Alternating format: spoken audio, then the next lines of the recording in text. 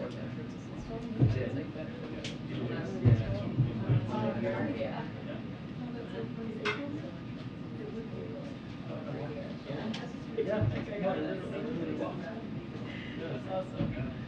do not want to click on the red. Everyone else is like, no.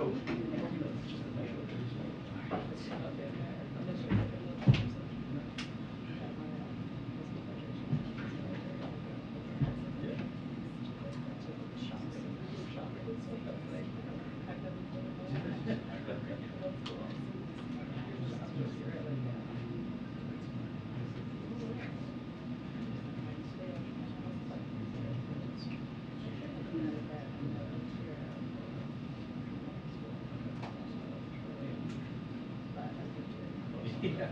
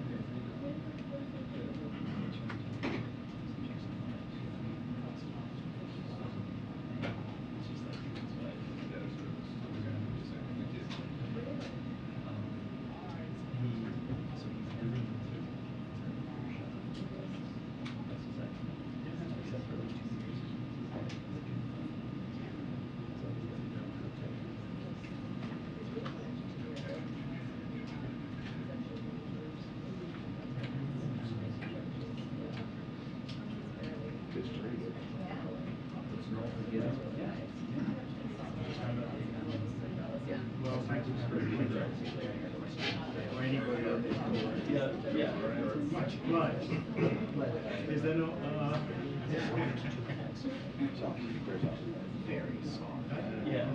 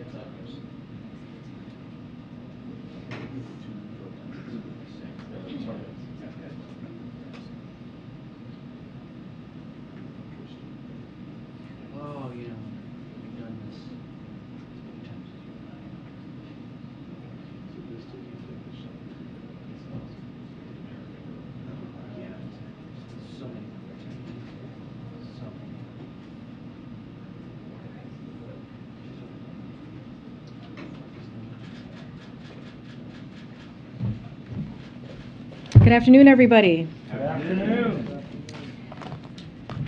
As you all know, we are closely tracking Hurricane Ian, and the President has mobilized the full force of the United States government to support the people of Florida as they prepare for this storm.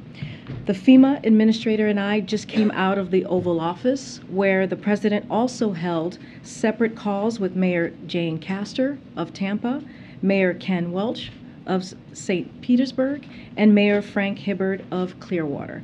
They discussed planning and preparation for Hurricane Ian. The administrator is going to give a little bit more of our conversation in just a moment. The President underscored his commitment to the people of Florida and made clear that impacted communities will have the full support of the federal government to augment state and local emergency response efforts, and emphasized the importance of encouraging families to heed evacuation orders. There will be a full readout of the calls later today in just a moment, but again, the administrator will actually share a little bit of that readout in a moment. FEMA Administrator Deanne Criswell was in Miami yesterday as well to assess the ongoing preparations, and we appreciate her taking the time to be here with us today, provide all of you an update on what those efforts look like and the latest on the storm. With that, FEMA Administrator, would you? Thank you. Thank you. Good afternoon, everybody. As you just heard, I did join the President in his conversation with the three mayors in Florida. And what he spoke about with them was making sure that he understood what their needs were, and he wanted to hear from them on what their potential impacts were going to be. He asked about their progress with the mandatory evacuation orders that are in place, and he really wanted to make sure that the mayors knew that he has committed the full force of the federal family to make sure that we are there to support them in what they need, and that they can reach out to me, they can reach out to him anytime with any needs that they may have in the aftermath of this storm. So a little bit about the storm. As of this morning, the National Hurricane Center upgraded Hurricane Ian to a Category 3 storm, which means that's about 125 mile-an-hour winds. Ian is moving toward western Florida at approximately 12 miles per hour, and at this time we are expecting landfall somewhere between Fort Myers and Tampa. By the time it reaches the shores of Florida, the storm is going to slow down to approximately 5 miles per hour, and this is significant because what this means is that Floridians are going to experience the impacts from this storm for a very long time. I can tell you that our biggest concern as we wait for this storm to make landfall is storm surge, and I will note that storm surge is a leading cause of hurricane-related fatalities. Just in 2018, when Hurricane Michael impacted the Florida Panhandle, there were 5 recorded fatalities as a result of storm surge. So therefore, if people are told to evacuate by their local officials, please listen to them. The decision you choose to make may mean the difference between life and death. We won't just see storm surge, though, on the western coast of Florida. Hurricane Ian's path is also going to bring some storm surge to the eastern coast, somewhere near the Daytona to the Jacksonville area. In addition to the storm surge, we are also going to see significant rainfall with the possibility of up to 25 inches in some isolated parts of Florida. And as always, there's always a possibility for tornadoes. So the main message I have for everyone in Florida is that this is going to impact everyone in different ways. So you need to stay focused. I did speak with Governor DeSantis on Friday to hear his main concerns and his priorities for the response and the preparedness actions. And we immediately began moving resources and personnel in. And President Biden signed Governor DeSantis' pre-landfall emergency declaration request on Saturday. This made sure that we were able to immediately start supporting the governor's concerns that he relayed to me. The preparation for this storm has been extensive and it has been coordinated. It has been a coordinated effort between FEMA, our federal, our state, and our nonprofit partners. So a little bit about some of that forward-leaning posture that we've put in place. Search and rescue, we know that this is going to be a priority. We have established a search and rescue coordination group that's going to be in Miami, and it includes members from FEMA's urban search and rescue teams, the Coast Guard, the Department of Defense, the Department of the Interior, as well as the state of Florida. These teams are going to coordinate search and rescue efforts by land, by air, and by sea. We have also pre-staged 128,000 gallons of fuel for immediate deployment, and we have moved a variety of generators of all sizes and types to help restore power to critical infrastructure after the storm passes. The Army Corps of Engineers has also pre-staged 300 personnel to conduct power and fuel assessments as soon as the storm passes. And we have 3.7 million meals and 3.5 million liters of water that are staged in Alabama. There are also multiple volunteer organizations that are postured and prepared to support feeding operations as soon as it is safe to do so. The Red Cross, they have established 29 shelters right now for evacuees, and they are also prepared to open an additional 60 shelters if needed. And we have 200 ambulances from our FEMA contract that are already in the state working side by side with local officials, and we have 4 federal medical teams on standby.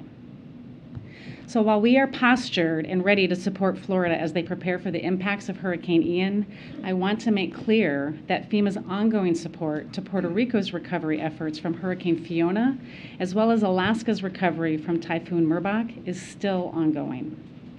We remain focused on helping Puerto Rico restore critical services like power and water, and our staff remain engaged with families to help them through the application process.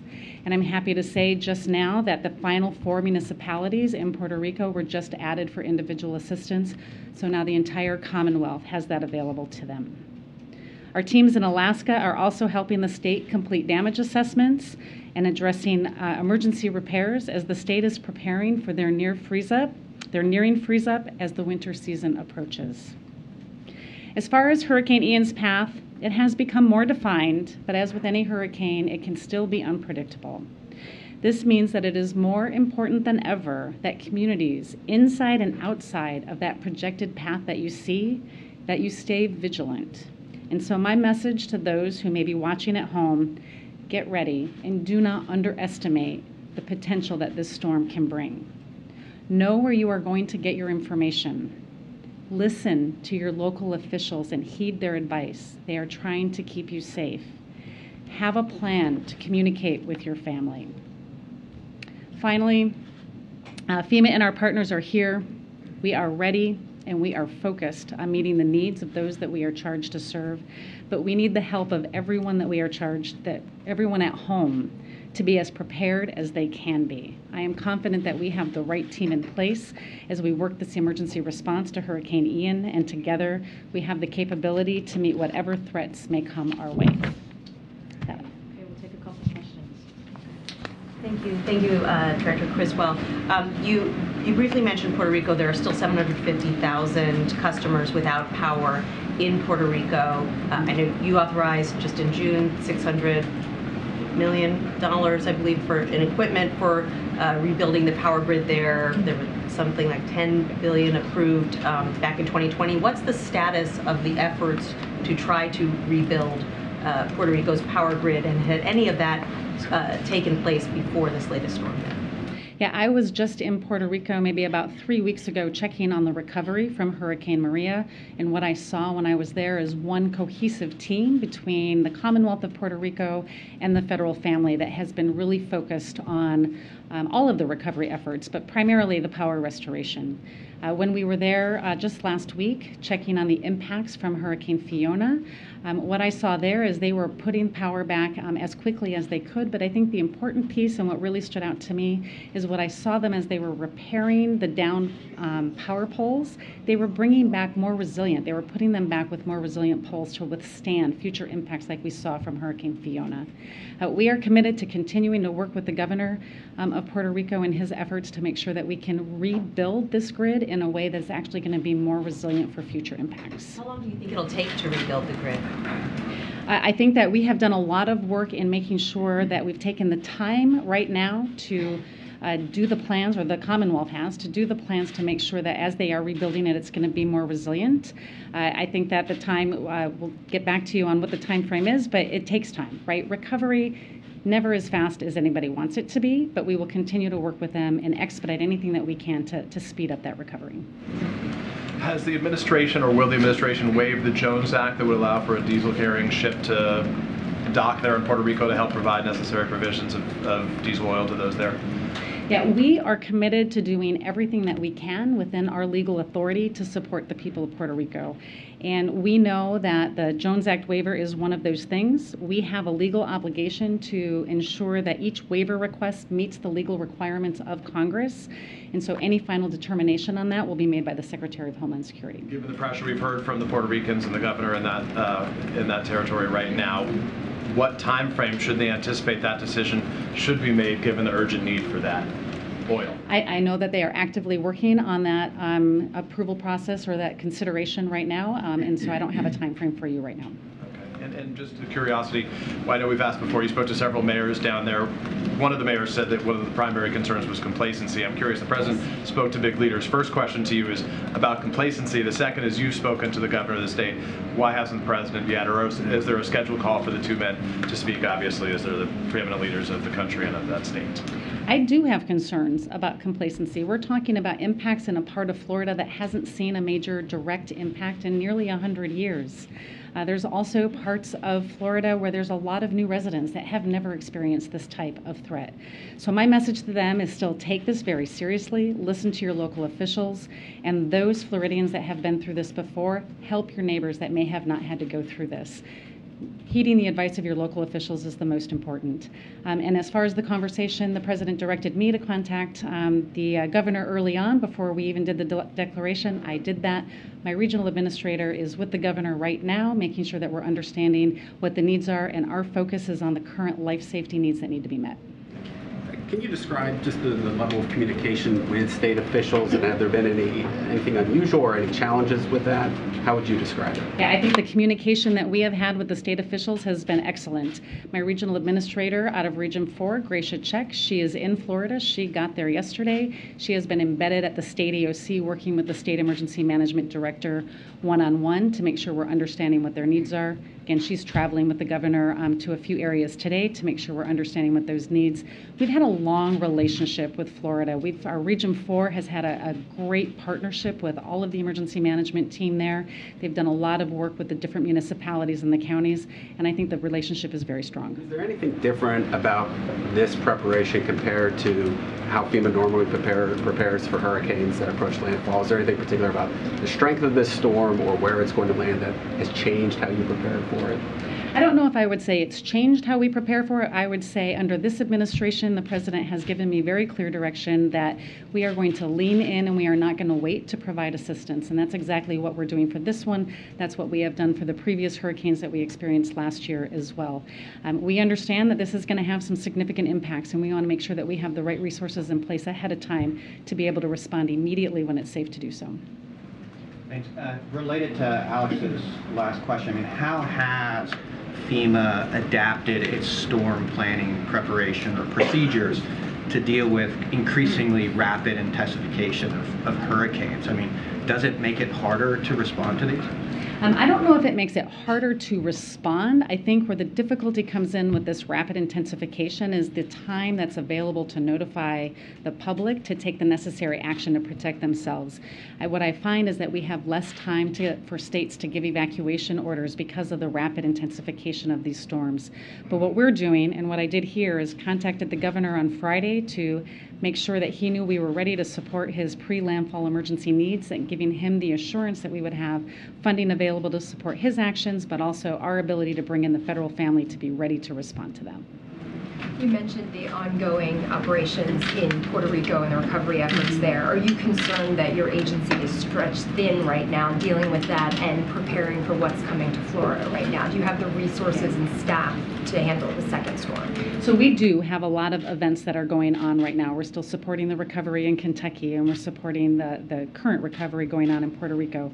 We have a very talented and dedicated work staff, team of emergency managers, and we have enough people right now to come in and support the response for this, and then we will work to identify what the recovery needs are once we understand what the damages are. But we are more than postured to be able to support this response. We heard the president say last week that the federal government will cover 100% of the recovery for the next month in Puerto Rico. Do you have an estimate yet ballpark of what that's going to cost for Puerto Rico? I don't have that estimate yet, but it covers all of the different emergency protective measures, debris removal. There was a significant amount of debris removal that needed to take place.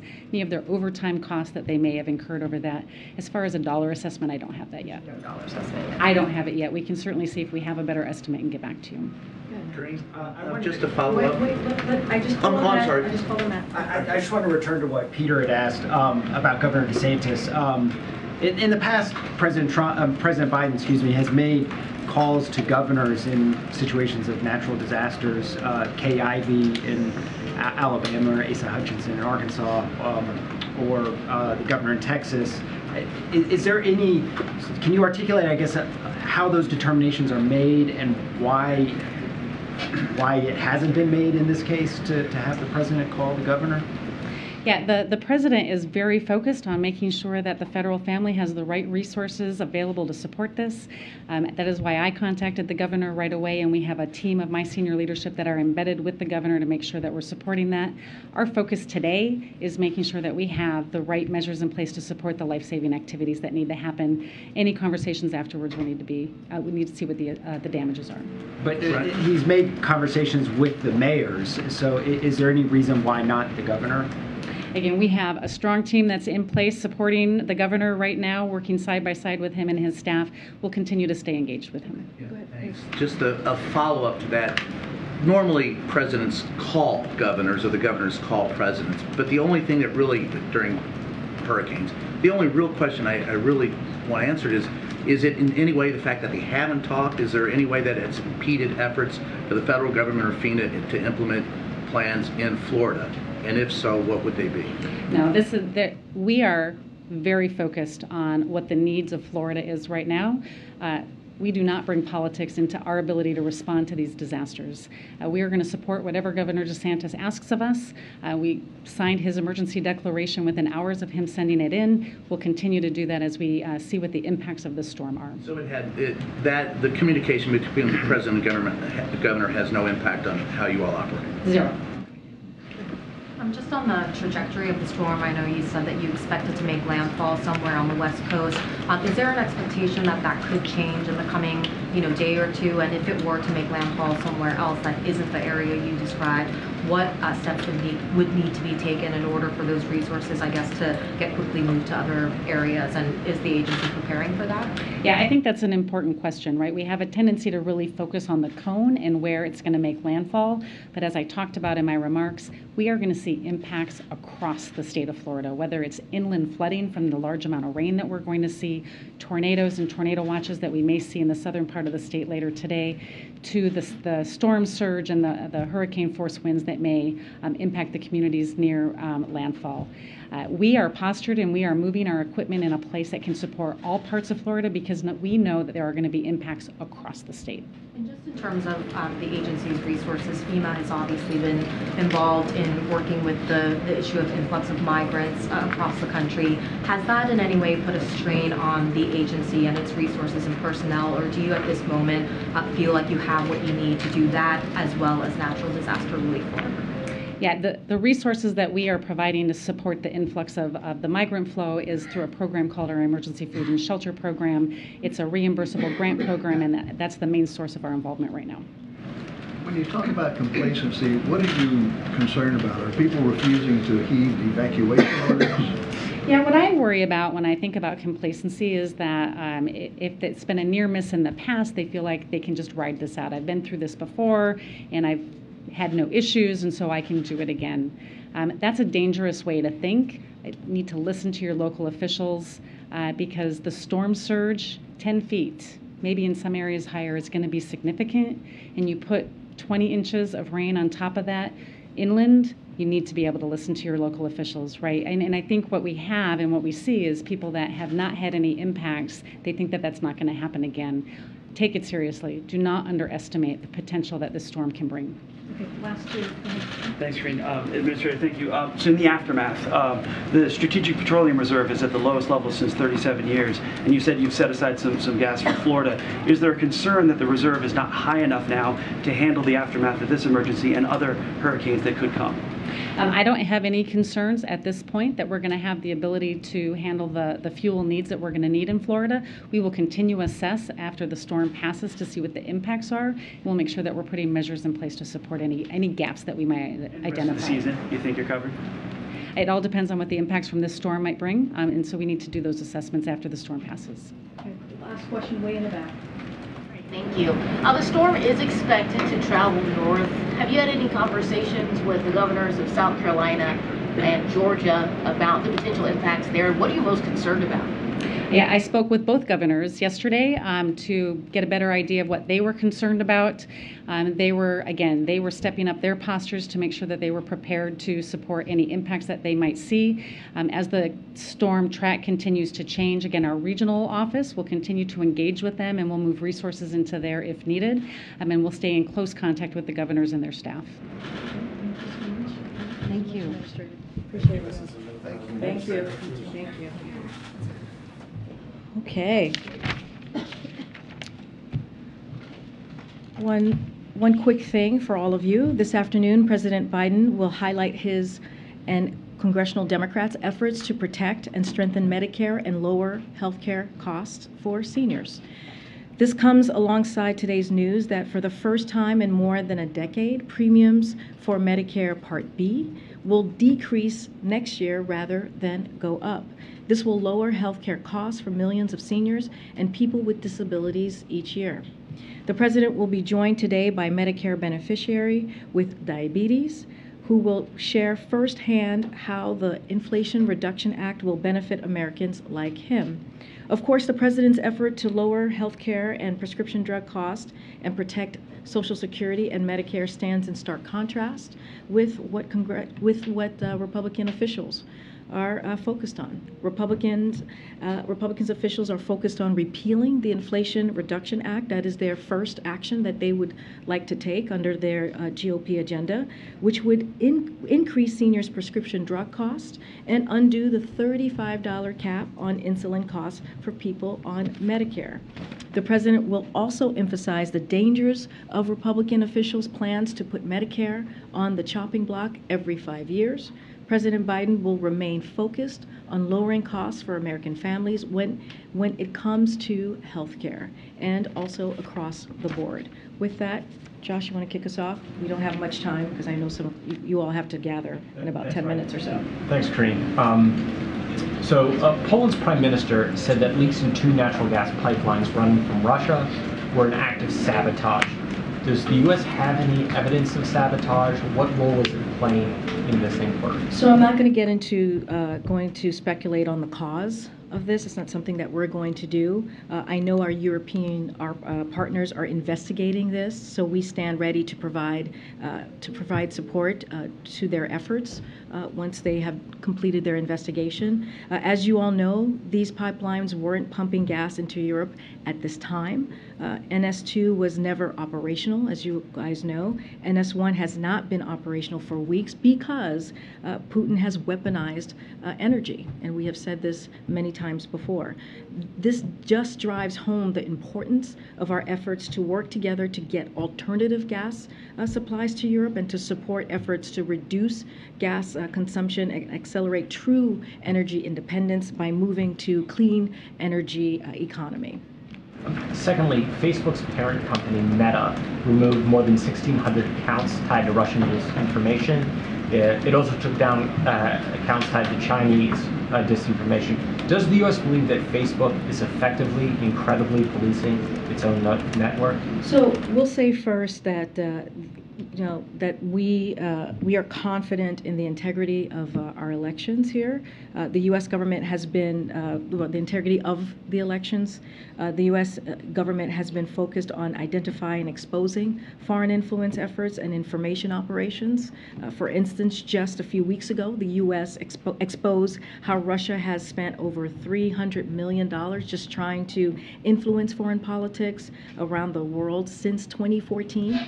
We are seeing seeing social media platforms take more serious steps independently on their own against coordinated, inauthentic behavior in the last few years and enforcing their terms of use. The report appears to be another example of that. Again, we have confidence in the integrity of the elections. Have the Europeans requested help in identifying how these leaks began? Don't have anything to report on what we have heard from the Europeans at this time, or anything to preview. You've made numerous efforts to get more natural gas to Europe as they face winter. How are those efforts going? Well, those conversations are ongoing. We've laid out some of the previous conversations that have happened recently. I don't have any more to update on where we are, but we find it to have been successful in trying to diversify the energy supply, and we will continue to assist our European partners. Just on the Puerto Rico Jones Act question that was asked before, does the president himself currently have a thought on whether a waiver could be issued for this specific situation? So when it comes to this specific situation, look, we're committed to, again, doing everything that we can within our legal authority to support Puerto Rico. That's basically what the administrator said, and that is our number one focus, to get them what they need and to get them back on track. And so we're going to, as a federal government, we're going to continue to give those resources. The Biden administration is closely evaluating any waivers requests that come in, including this particular one, as Criswell said while she was just here, and to make that final determination. But that is going to be made by the Homeland Security, and so we'll leave that up to them. But again, we're going to evaluate every one of them very closely. Just on a separate matter, just the reports of men in Russia trying to flee the country. There are even some reports of people trying to harm themselves physically to try to avoid conscription. I know the White House has drawn a distinction between the Russian government and the people of Russia. Does the president have a message to some of these men who are sort of desperately trying to flee the country? Is there anything that you would say to them? So, I mean, we've spoken about this a couple of times, and look, we are seeing protests in the streets of Russia. We are seeing people sign petitions, and I think the message that they're sending to us very clearly is that this war that Putin started, this war that was started by the Kremlin, is unpopular. And there are people out there in Russia, Russians, who do not want to fight Putin's war or put their lives or die for it. And so that has been made very clear. Their message has been made very clear. We continue to say to folks, I know there was a question that was asked about seeking refugee from persecution. We believe that regardless of their nationality, they may apply for asylum in the United States and have their claim adjudicated on a case-by-case basis. So as far as that, we welcome any folks who are seeking asylum, and they should do that. But again, we have talked about the bravery of the Ukrainians fighting this war for the past 6 months and how they're fighting for their freedom. And what we're seeing in Russia are the people of Russia who are saying they do not want this war. They do not support Putin's war. Again, and we have said this many times, there is one person who can stop this war, and that is President Putin. He's the one who started this unprovoked, brutal war, and it is up to him to stop it. What we're seeing right now is not strength; it is weakness from President Putin. Sorry. And welcome to the briefing room. Thanks very much. Thanks for taking my question. A plaintiff in Indiana has filed a lawsuit trying to block the president's student loan forgiveness initiative, claiming that his tax bill is going to go up and cost more than the student loan forgiveness would be because of a program in Indiana. Any comment on that from the White House? And do you expect the program to move forward as planned this year? Well, look, so just to step back for a second. When it comes to the student loan debt relief, this is a promise that the president made on the campaign trail. And this is an opportunity that the president saw to give American families out there a little bit of a breathing room. You hear him say that often. You might hear him say that in just in a little bit, how he has worked towards to make sure that the economy works for everyone and not to leave anyone behind. And so when you look at the student loans relief program, it is going to help tens of millions of people. It is going to help 90% of folks who are on that program are making under $75,000 a year. So look, we want to be really clear here. Opponents of the Biden-Harris administration student loan plan are trying to stop it because they know it will provide much needed, again, relief for working families. Anyone who does not want to give that debt relief and can choose to opt out. It's something that they are able to do. But again, the Department of Education website will provide more detail, as you're asking if it's going to move forward, on information about how the program will work before it launches. But the bottom line is this: no one who does not want debt relief will have to get that debt relief. So folks have an option to opt out. But again, this is going to help tens of millions of Americans who now are going to be able to put money down to maybe buy a house or to start a family, and that matters. Thanks, Karine. How heavily are labor union support for the Jones Act weighing on the administration as it decides whether to grant a waiver for ships around Puerto Rico? Look, this is a legal authority that we are following. We're going to evaluate each case, and so again, this is what we're going to lead with. Is not what from what others may be asking. Is what we can do from our point of view, and from the way that we are able to do, again, in a legal way. On the Medicare announcement, the cost is actually, the premium cost last year went up because of the federal government's plan to purchase this Alzheimer's drug that turned out to be not quite as effective as people thought. Now premiums are pretty much going back down to where they were before that. So isn't this just getting things back to where they were and not truly lowering premium costs? We see this as a win for the American people when they're going to get about $60 a year back into their pocket. That's important, and so I think that's how we see this. And as you couple that with what the president has been wanting to do and trying to do and has done with the Inflation Reduction Act, continuing to lower costs. And if you look at the Inflation Reduction Act, it is right now the #1 piece of legislation that's clearly law that is dealing with an issue that the Americans are feeling every day, which is trying to figure out how we lower costs. We're going to hear from the president speak in just a few minutes. And so, look, we think it's important that Americans are going to get that money back in their pocket, and we think it's important that Americans are now going to be able to, that Medicare is going to be able to negotiate, and we can cap that cost per year for seniors at $2,000. That's why Democrats, and only Democrats, voted for this piece of legislation, and we feel like we're going to continue to do the work to lower costs for Americans, but that's really important, and I think it's going to make a difference in Americans' lives. We'll go real fast. Okay, before whoever needs to go. Yeah. Oh, that's including you, Josh. Bye. Quick question, Karine. Okay. Let me guess what's about. Yeah. Election is coming up this Sunday in Brazil. Yes. So I know that Democrats in Congress are pushing for the White House to recognize the result immediately, within minutes after it is confirmed or announced. Is the White House planning to do this immediately? And is the White House concerned the result could be contested? So as you know, we're going to be monitoring these elections, as we have many elections that have happened in the last couple of weeks, in particular in Brazil. We're going to monitor them closely and have the trust in the strength of the Brazil's democratic institution. So we have seen recent reports of violence, and although the right to protest is fundamental in any democracy, the United States condemns any violence and urges Brazilians to make their voices heard in a peaceful manner. We believe that is important in this in this upcoming election. As a partner democracy in Brazil, or to Brazil, we will continue to follow the elections with the full expectation that they will be conducted in a free, fair, transparent, and credible manner with all relevant institutions operating in accordance with the constitutional rule. Again, we will be monitoring this. Is the White House going to recognize the result immediately? Again, I'm not going to get ahead of any results at this time, but like I said, we will be monitoring the upcoming elections in Brazil, and I'll leave it there.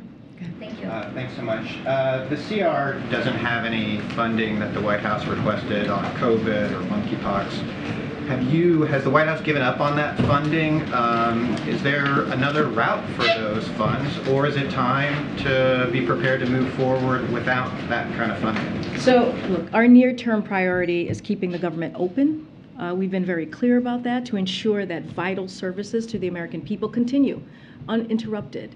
And we know that the shutdowns are incredibly disruptive and costly. There's still time for Congress to pass a short-term funding bill by this Friday's deadline, and we are confident they will do so. Look, so as you know, you've heard us say this for many months, that we've been very clear since early 2020, 2022, about our COVID funding needs, and have warned that without congressional action, we were going to be forced to make difficult trade-offs, as we heard from me recently about the testing, and be unable to take action that Republicans and Democrats support to have the United States lead the effort on the next generation of vaccine, the next generation of treatments. And that is exactly what has happened. And so we're not going to give up.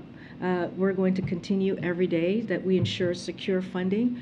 We need to protect and build on the progress we have made. So we're going to continue that process. On another topic, can you give an update on what is the President's message going to be to leaders of the Pacific Island Summit, particularly as it relates to China later this week?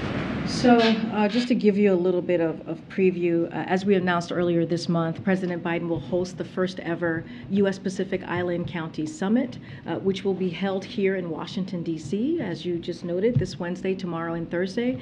On Thursday, President Biden will discuss with Pacific leaders our broadening and deepened cooperation on key issues such as climate change, pandemic and economic recovery, maritime security, environmental protection, and advancing a free and open Indo-Pacific. The President will then also welcome the Pacific Island leaders to the White House, where they will take a family photo and join a dinner hosted by the President. The summit will demonstrate the United States' deep and enduring partnership. This is how we see this. As we are you asking me about our message? A partnership with the Pacific Island continues, and the Pacific region that is underpinned by shared history, values, and people-to-people ties. And we'll have more to share on that soon. But again, this is just showing our partnership with the region. As you have seen, the last 19 months, the President has had many conversations with world leaders. This is something that he feels is very important, that leader-to-leader conversation, and that's what you're going to see with the summit as well. And finally, if I could, does the White House plan to nominate someone for the IDB to replace the Trump official who was voted off yesterday? And kind of in that vein, has the White House been in touch with other shareholders of the World Bank to kind of take their temperature about David Malpass's remarks? So we don't have anything to preview on any personnel announcement at this time. Clearly, this is something that we're going to look very closely. We are always in constant communications with other leaders. I don't have anything to preview at this time. Students across Virginia today walked out of their classroom to protest the governor's new guidelines restricting the rights of transgender students. Does the White House support these students?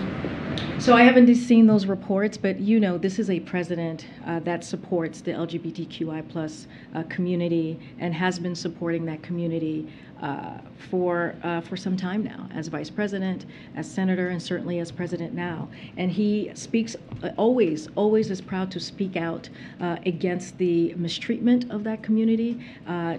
We believe, and he believes, transgender youth should be allowed to be able to go to school freely, to be able to express themselves freely, to be able to have the protections that they need to be who they are.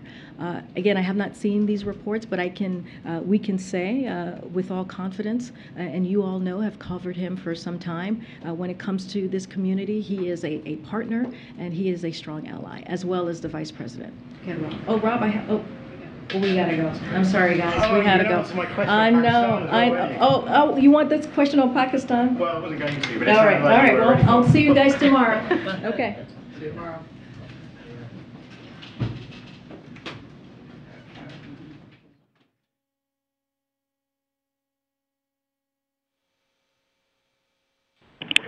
Please gather now at the Palm Room doors for the Rose Garden event. Please gather now at the Palm Room doors for the Rose Garden event.